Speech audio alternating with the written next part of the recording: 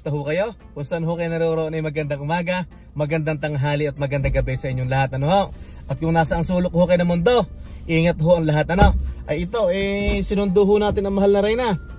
Oh, mahal na Reyna, maghiga muna. Hello. Yan. Kumusta ang trabaho? Pagod? Same. Yan, baka nakipagmarites ka lang doon na. Ay medyo malamig ngayon. Nag-snow sa Calgary kanina. Nag-snow? Yan. Ay kung ho, sa Airdrie pala si sa Airdrie. Si yan. Ay ito, pauwi na ho tayo ng bahay at sinundo nga lang ho natin si Mrs. Ano? Medyo ho nararamdaman na ho natin ang lamig ho dito sa Edmonton, Alberta, ano ho? Excuse me.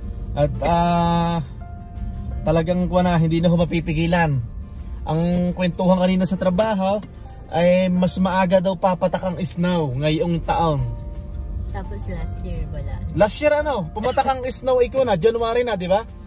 Ay ngayon, ang chismisan doon sa trabaho ay baka daw maaga na. Ay ako ay nagpapasalamat ho sa inyo sa mga nag-like, sa mga nag-message ho sa akin at sa mga nag-congratulate na dumating ho ang aking nanay at tatay, ano ho. Ay talaga hong ako ay natutuwa, ano ho. Maraming salamat na ho. Tawag ho doon, nakakapanibago ho ngayon at pag uuwi ho natin ng bahay, tayo ay laging excited, ano ho. At syempre, 6 na taon ho nating hindi nakasama ang aking inay at tatay, ano ho. Ay kagabi saan tayo galing? Macy's Magical House. Yon, kagabi ho ay namasyal kami dito lang ho naman sa Edmonton, sa Macy's Magical House. Yan, ipapakita ko ho sa screen at para yun ho mga baguhan ho sa Edmonton ay pwede nyo ho din pasyalan, ano ho. Bali ngayon ho, may mga decoration sila na pang Halloween, ano. Tapos ngayon papalitan naman pag natapos ng Halloween. Tama ba mahal na Reyna, ano? Gagawin namang Christmas decoration. Ay napakaganda ho na at punong-puno ho yung bahay Yung mga puno ay punong-puno ng decoration at saka ho noong Christmas light. Yan. Nasa ano siya? Anong street siya? Nasa 97th Street. 97th Street? Corner ano? 144 Avenue. 144 Avenue, yan. Galing ho kami doon kagabi. Ay di natuwa nga ho ng aking mga magulang. Nagpicture ho ng kaunti, ano? Ay madami yan. Hindi ba madami bang picture? Hindi naman karamihan Ay sa nagtatanong ho pala kung anong marami nagme-message sa atin mahal na Reyna. Kung anong visa ng aking magulang. Ang aking magulang po ay visitor visa, ano ho? Tourist visa po na nag-grant po siya ng 10 years, ano po? Yan. Ay kaso hanggang nag-grant sila ng 10 years. Kaso uuwi ho sila ng mga 6 months lang ho. 6 months lang ho sila mag-i-stay dito, ano ho? Sa nagtatanong ho kung kumuha ba ako ng ng medical insurance para sa kanila, ay iyan po talagang kinuha namin, ano ho? Bago pa sila dumating. Yan, so activated siya paglapag ng Vancouver. Yan. Bago pa ho sila dumating ay naka-activated na ho. Bago lumapag ng Vancouver, ano mahal na Reyna, ano ho? So umalis sila ng Pilipinas ng October 13. So nag-start yung insurance ng October 13. Okay. Siyempre ho, napakahalaga ho ng health insurance dito. At sa sumusubaybay ho ng aking vlog, ay may mga nabanggit ho ko sa inyo na may mga kababayan ho tayo na yung po mga magulang nila ay nagpunta dito tapos nagka-problema ho sa mga yung health issue, ano?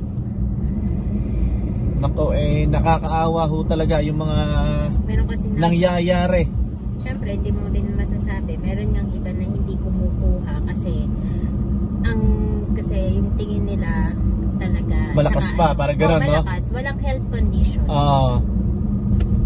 Napakahalaga po ng ating health insurance, ano ho?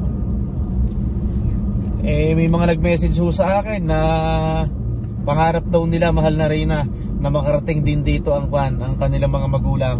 Eh sa tingin ko naman ho, kahit sino ho naman na nakagaya ko na nagtatrabaho dito sa Canada, ay kahit ho sino sa atin ay gusto makarating ho dito ang ating magulang, ano? Maipasyal ho dito, ano? Habang malakas, ano ho? Eh bago manghina ang ating mga magulang ay maipasyal ho dito sa Canada. Kung kaya ko ho, ay kaya-kaya nyo ho din, ano? Basta ho talagang aaminin ko sa inyo, may mga bagay ho kaming isinaalang-alang para makapunta ho dito ang aking mga magulang. Sa mga hindi ho nakakaalam, ang una nagpunta dito ay ang aking mother-in-law, ang aking bianan, ano ho? Ay yun ay umuwi na ng Pilipinas at naka-6 na buwan na. Ayaw na at malamig ho. Ay ngayon ang aking ama't ina naman ang nagpunta rito. Ano ho ba yung mga isinalang-alang namin? Eh syempre ho, nakapunta sila dito. Syempre gumamit ho kami ng pera, gumastos ho. So hindi tayo umuwi. Yan, hindi ho, nagtiis ho kami na hindi ho kami umuwi ng Pilipinas. Tapos yung may mga natitira ho kaming kaunting pera na pang down namin sana sa bahay, para magkaroon na ho kami ng bahay, ay nagastos na ho namin. Ay pero ayos lang ho yun. Ang importante ho ay makarating sila dito, no? At ma-experience nila ang ganda ng Canada. Yan. Kikitain pa naman. Yan, tama ka dyan, mahal na Reyna. Kung may mga lumabas na pera sa atin, ay naging masaya naman ang ating mga magulang at nagkita-kita tayo dito. At naiparanas natin ang ganda ng Canada.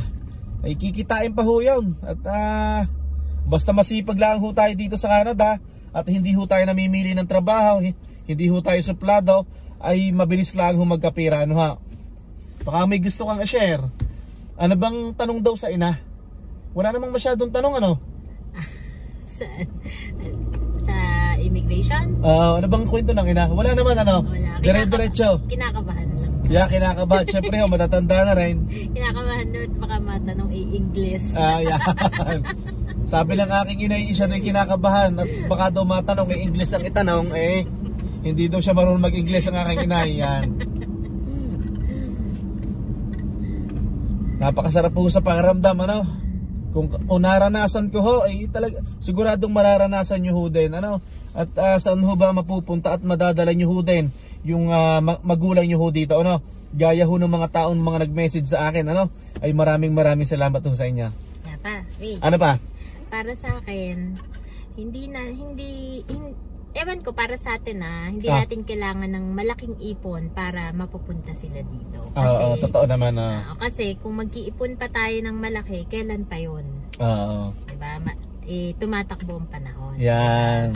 Depende rin yun sa inyo. Sabagay, kung gusto nyo nang mag-ipon, nasa sa inyo yun, diba? Pero kami, sakto lang po kami. Yan.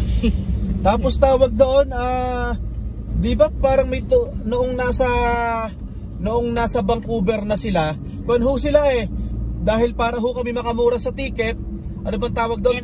Connecting flight, no? Eva Air, Taiwan, Manila International Airport papuntang Taiwan. Yan. Tapos Taiwan papuntang Vancouver, tapos Vancouver papuntang Edmonton. Yan. Ano lang yan, bali all in all 21 hours. Yan. Bali nakakuha po kami ng murang ticket na hindi matagal ang layover. Yon. Hindi naman po lahat ng may connecting flights is matagal. Yes. So sabi nakuha is 21 hours. 21 yata, 20. 20. Okay. Ay yun ho, ay di talaga hong monitor namin ang aking mga magulang. Tapos naka wheelchair assistant sila. Yan, naka wheelchair assistant para ho dire-diretso. Naka-wheelchair assistant sila simula sa Manila. Simula Manila, no? Manila, oo. Tapos, tinawagan ko ang Eva Air sa Taiwan, ganun din. Tapos sa WestJet, ganun din. Yan. Dito sa Edmonton. Tapos, ano ho ba ang requirements ho? Siyempre, bukod ho doon sa passport ng aking mga magulang na naka-attach yung visa nila. Siyempre, ang requirements ho yung invitation letter. Tapos ano pa ba? Yung ticket nila dapat e-travel. E-travel. Oo, Tapos yung ticket nila, isang papunta rito at isang pauwi ho ng Pilipinas. Ano ho, yan. Yun lang po. Tapos, mga ID natin, no? Ipinadala din natin, no? just in case lang. Supporting document, just in case matanong sila. Yan. Diba? ID natin, tapos address natin dito, saan sila pupunta, mga ganun. Yan. Simpleng ano lang, documents. Wala man masyadong tanong sa kanila, no? Basta mahalaga yung invitation letter. Kasi yun din hinanap ko yung mama dati. Yun din ba? At tapos ito namang sa Amatina, hindi naman daw hinanap. Diba? Siguro, So, depende sa officer, no? Oo, sa Pilipinas. Yan. Yun po, nakakatuwa nga ho. At talagang nag-birthday ako. Yan, kasama ko sila. Tapos magbe-birthday ang anak ko. Yan, kasama niya ang kanyang lolo't lola. Tapos magpapasko. Yan, magbabagong taon. Ay magkakasama ho kami. Ano? Ngayon ho, ang sunod namin pag-iipunan ay pauwi naman ho ng Pilipinas. At para ho naman kami ng mahal na Reyna ay makauwi ho doon. At makita ho naman ang aming mga kapatid, mga kamag-anak, ano ho, tsaka ho mga lola. Ay oo nga pala, lola na lang pala ang buhay sa atin, ano? Yan. Talaga ho nga, ang sarap ho sa pakiramdam, ano ho? Talaga hong nakakakuan ho ng puso, nakakagalak. Ito, malapit na ho tayo sa bahay. Pinatawid muna ho natin. Dito ho sa Canada, priority ho na dapat patiwirin ho natin ang mga tatawid. Ano ho? Mga naglalakad. Mga naglalakad. Ako, ano ba nangyari din eh? Ay, magagasgas yung sasakyan. Naku, ba't anong nangyari din eh? At papakita ko sa inyo. Bakit aray? Ha? Magagasgas na. So, kuha na lang tayo. Babalik tayo. Okay, sige. Babalik na lang ho kami. At kawawa naman ang sasakyan. Nagpuputol ho kasi ng puno.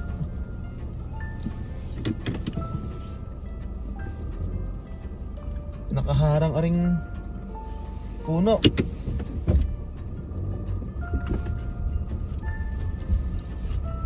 Umikot ho tayo din sa kabila at may nagtatabas ng puno.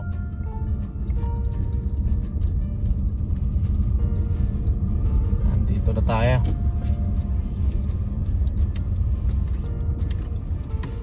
Drive-thru parcel center. Ito malamig na ho. Naku, nakakaawa ring halaman ng mahal na Reyna eh. Yan. Inilabas na namin, hindi na talaga mabubuhay. Ay ito, talagang mamamatay talaga. Ay aring mga nasa loob dati ng bahay. Ay, hindi na mabubuhay yan. Are ang aming niligpit ng aking tatay. Yung mga kalat dyan sa labas ay pinagtulungan namin. Yan, dito na tayo. Nanonood sila ng buwan eh. Ng YouTube. Ama, anong tanong ama sa immigration? Wala? Sa Pilipinas? Wala, hindi naman ganong maraming tanong eh. Walang tanong ano? Wala. Tinanong lang ako saan papunta, gano'n. Saan pupunta? Ina, anong tanong sa inyo sa immigration? Walang tanong, ina? Wala rin. Wala rin? Dire-diretso. Dire-diretso? Ano bang ulam natin? Yan. Salmon! Tapos ano ba are? Toge? Yan.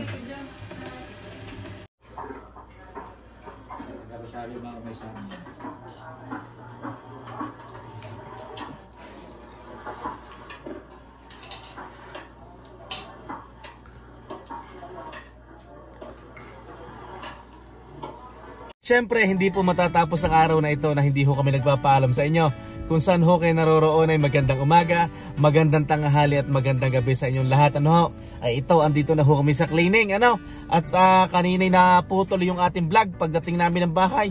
At ako ho'y nakatulog. Yan. Ay siya, mahal na Reyna, magpaalam ka muna. Nagmaritos ho. Yan. Kung saan ho kayo naroroon ay kasi yung aking nanay at tatay marami hong kwento sa akin. Namiss ho namin yung isa't isa, ano ho, at syempre namimiss ko ho din yung mga kamag-anak doon sa amin sa Batangas. Ano? Siya, kung saan sulok ko kayo ng mundo, magandang umaga, magandang tanghali at magandang gabi sa inyo lahat. Maraming salamat po. Bye-bye!